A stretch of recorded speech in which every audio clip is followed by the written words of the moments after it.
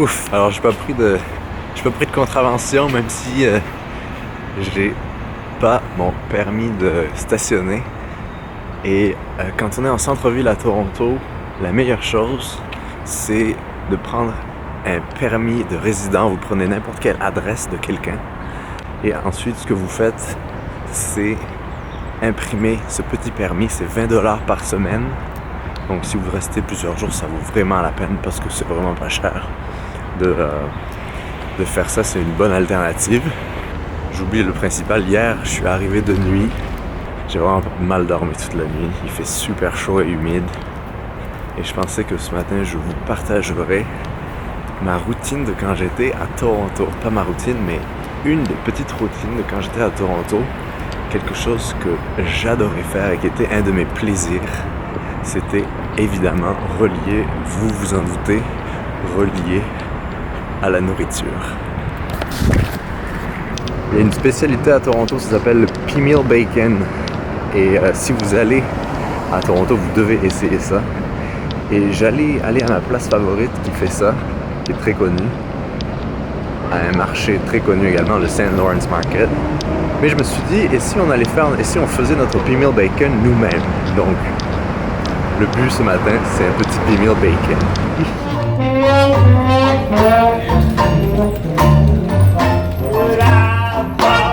Woman a Cadillac, and I bought that woman a Ford. She's real, and she kicked.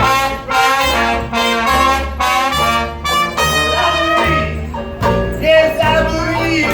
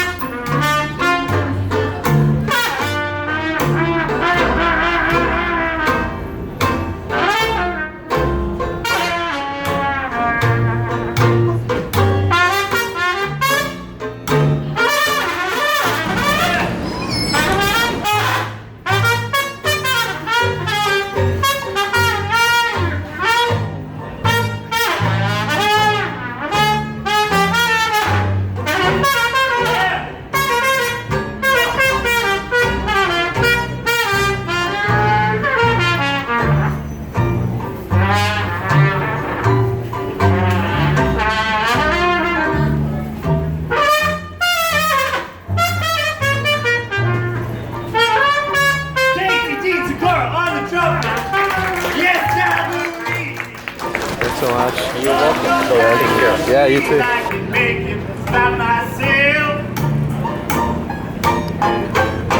Donc voilà le petit marché de fait. Maintenant, on va cuisiner.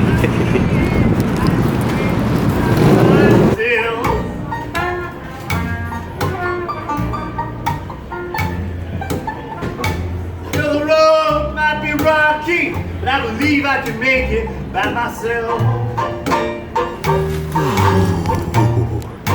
J'ai mis la ventilation, je vais vous montrer les étapes pour faire un P-Meal Bacon. Vous allez voir, c'est super facile. C'est drôle cette déformation professionnelle que j'ai aujourd'hui de demander à tout le monde d'où vient leur produit, où est leur ferme, etc. Where's your farm? Oh, nice. You grow organic? And I do free range. Do you know where your meat is from? All over the place. This stuff is Ontario pork, working for the female. En fait, d'avoir passé tant de temps à des fermes, maintenant j'ai vraiment de la misère à me nourrir. D'ailleurs, je devrais faire un live YouTube sur comment se nourrir quand on vit en van. Et donc, j'ai vraiment beaucoup de mal à accepter qu'il faut que j'achète des choses et je ne sais pas d'où elles viennent, je ne sais pas comment elles ont été faites, comment elles ont été élevées. Moi, je mange encore de la viande si je sais d'où elle vient, etc., etc. Donc, je pose beaucoup de questions. J'ai l'air un peu ridicule parfois. Mais en tout cas, le P-Meal Bacon, qu'est-ce que c'est? En fait, aujourd'hui, c'est plus comme un cornmeal bacon. Avant, c'était une farine. La farine des pois était hachée et moulue. Et ensuite, on marine une pièce de porc pendant à peu près une semaine, je crois. Et c'est, dans le fond, Et ça, c'est comme du bacon canadien avec une sorte de farine autour. Et on met ça dans un bun. Moi, je mets un œuf et du fromage. Et c'est tout ce dont vous avez besoin avec beaucoup de sauce, dépendamment quelle sauce vous aimez. Et c'est parti. On va faire chauffer notre poêle. Alors il fait super chaud. Et là ce que je fais c'est un peu du suicide parce que il va faire encore plus chaud. Alors, on peut en mettre peut-être 3, je vais m'en garder pour demain matin, pourquoi pas. Et ça cuit vraiment vite, hein. C'est 1 minute par côté. Pendant ce temps, on peut ranger ça. On va prendre notre bun, on va le couper. On va pré-couper notre fromage. Ça c'est du Hoffman, ça vient du Wyoming, c'était quand j'étais aux États-Unis. On va mettre notre petit œuf dans la poêle. Oh! Double duty, vous avez vu? Est-ce que c'est drôle quand ça arrive ça?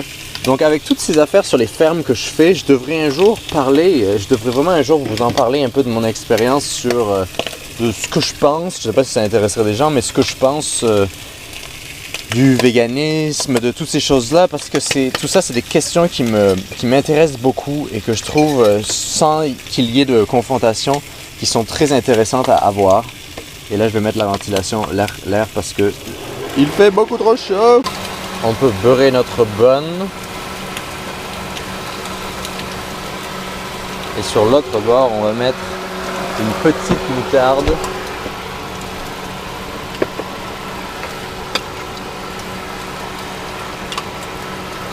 Ça, c'est une moutarde à la stout, à la bière. On va retourner notre œuf. Moi, j'aime bien les retourner parce que c'est toujours une surprise.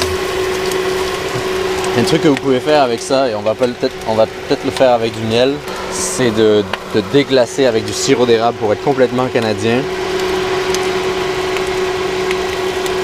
Mais j'attends d'être à Montréal pour faire mes réserves de sirop d'érable parce que au Québec, c'est là où on a le sirop d'érable le moins cher et qui vient directement de là où on veut. Je sais même pas si on m'entend là. On peut arrêter l'œuf va continuer de cuire gentiment et tranquillement. On peut même arrêter notre pimil. On va mettre le fromage sur notre pimil. Moi je vais mettre des petits pepper flakes pour donner un petit kick, un petit, vous savez, un petit peu de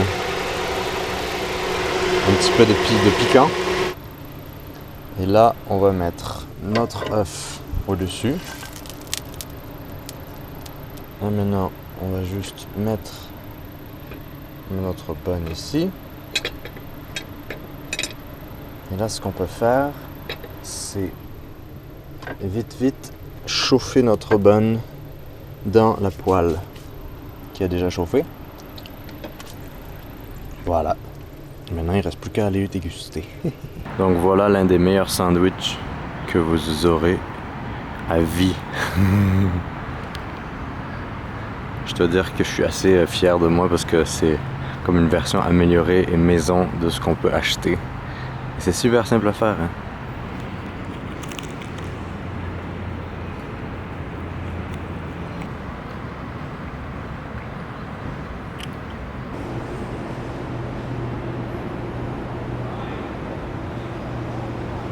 Avec une petite pêche de l'Ontario ensuite pour finir.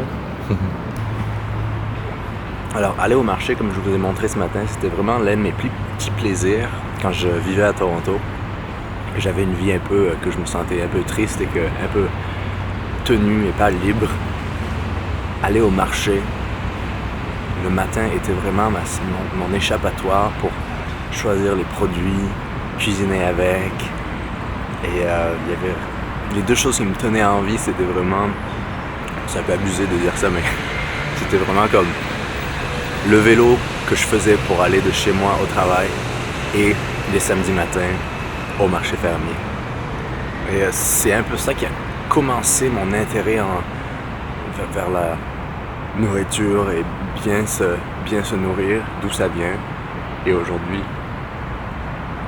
mais je suis encore plus loin dans le processus et c'est drôle de revenir ici et d'avoir cet œil-là, un œil averti sur d'où vient la bouffe. c'est un choc un peu aussi de se retrouver en ville parce que dans les grandes villes, on a vraiment l'impression de ne pas exister, ce qui est vraiment cool. Mais à la fois, c'est un peu prenant d'avoir tout ce mouvement. Hier, le trafic, c'était fou. Il était 11h du soir, il y avait des voitures de partout. Hier, après avoir traversé la frontière, et j'ai vraiment eu de la misère à dormir parce qu'il fait chaud et humide et tout ça. Puis j'avais vraiment l'impression que j'étais arrivé à une nouvelle partie. Oh, j'étais pas en focus depuis tout le temps. J'avais vraiment l'impression que j'étais parti et que je suis différent en fait aujourd'hui. Bizarre.